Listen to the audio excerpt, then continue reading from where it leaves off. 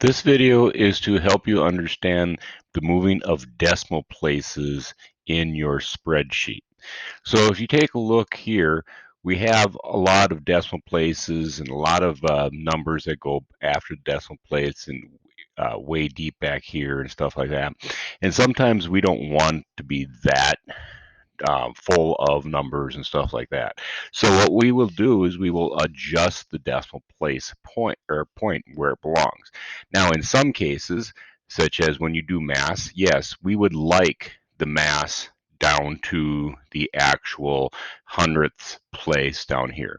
We want the decimal places to 4 digits in the time, but we don't necessarily need 6, 7, 8 digits after the decimal point here in feet per second.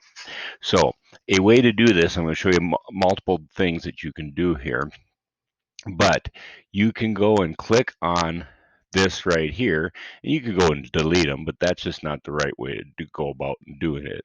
The best way is you go up to the menu bar and you see the 0 with an arrow pointing to the left.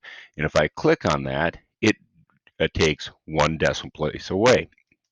So I just can go click on that multiple times and get to, let's just say, 2 decimal places.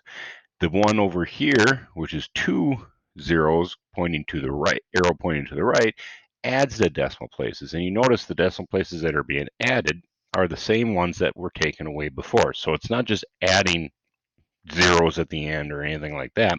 It's taking the math out to as far as you want it to go. So you can do this way very simply. The other way is just to make it, and we can highlight all of them and do them all at the same time. That works just as easy.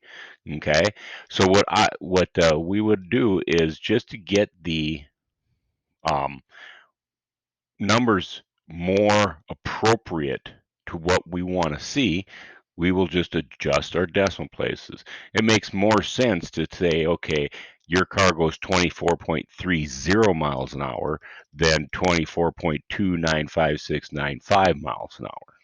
Okay, so that's what this is, just to show you how to use the decimal places and to adjust the decimal places in your spreadsheet, so you just have numbers that look better. Now this one has a lot of numbers, but all these numbers are in front of the decimal place, but we still set it up with 2 decimal places after. So that just kind of shows how you can adjust and move around your decimal places.